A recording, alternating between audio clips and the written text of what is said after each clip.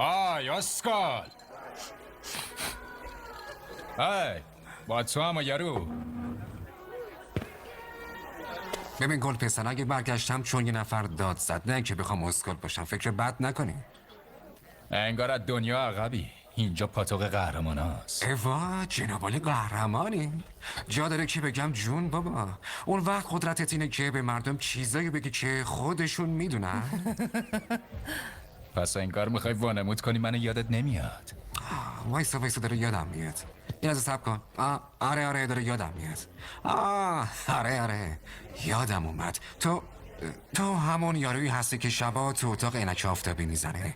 قدرتت همینه که به همه آدما نشون میدی چقدر بیشعور و سطح پایین هستی. که البته لازم نیست خیلی تلاش کنی داداش، مگر اینکه سر میز مسابقات جهانی پوکر باشی که اونجا هم حتی اگه ببری بازم یه بازنده به درد نخوری.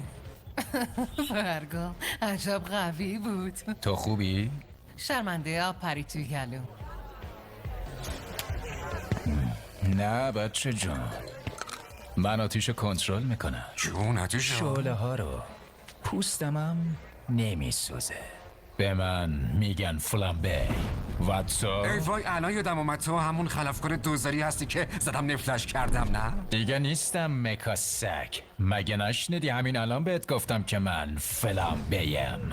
یه قهرمان واقعی تویی که دیگه مکا من نیستی. پس بهتر از اینجا گمشی بیرون. میتونی راه آسون انتخاب کنی یا اینکه کثافت. بفرما. از این آسون تر؟ حالا میخوای منو بزنی؟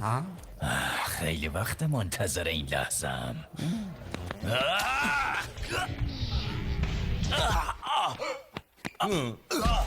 به کی؟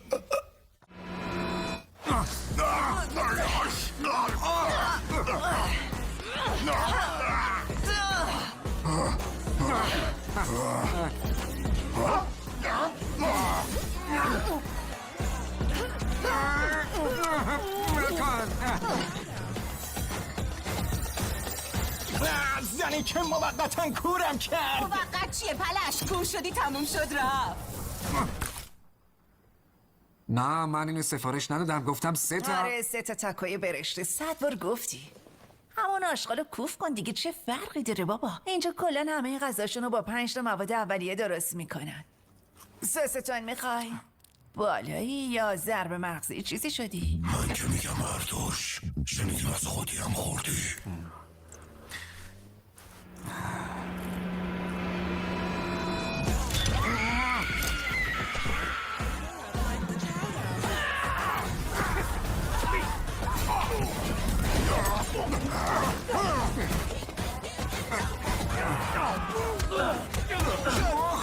جلو دست و پا نبود. یکی جلوی این بی پدر کتولا رو بگیره. این همه به ملت دست زدی بعدش دستاتو شستی؟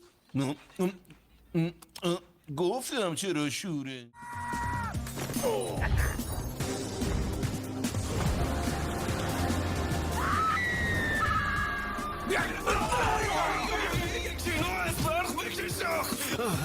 خواستدی علیلم کردی نامرد.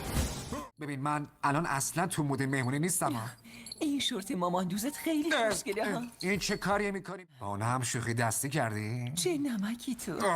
اخیراً یه چیزی رو جابجا کردن. باید درباره‌اش ازت چند تا سوال بپرسم، ولی قبلش برو یه چیزی پات کن. ای بابا دیگه نمیتونم این نکنم. آره با شمام نفله ها. دیدم که چه گوهی میخوردی. ای عوضی، به کی میگی آشغال؟ من حساب این یارو رو میرسم. شما کارتون رو بکنین تا 30 ثانیه دیگه رفتیم. اون وقت شما کدوم خری باشی؟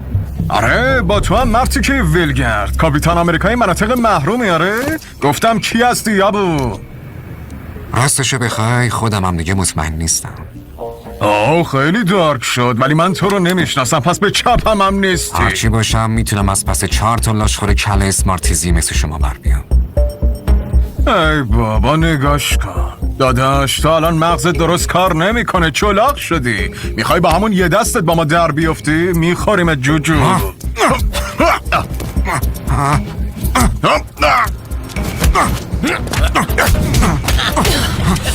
چه یه عوضی؟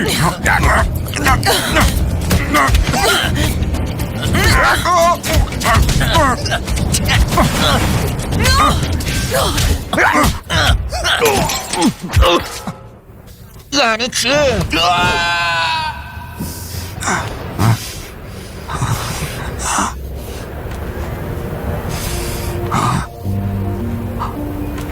اون یارو که انداختمش رو پشت بوم افتادی که مگه نه؟ آره، تو ردیفه.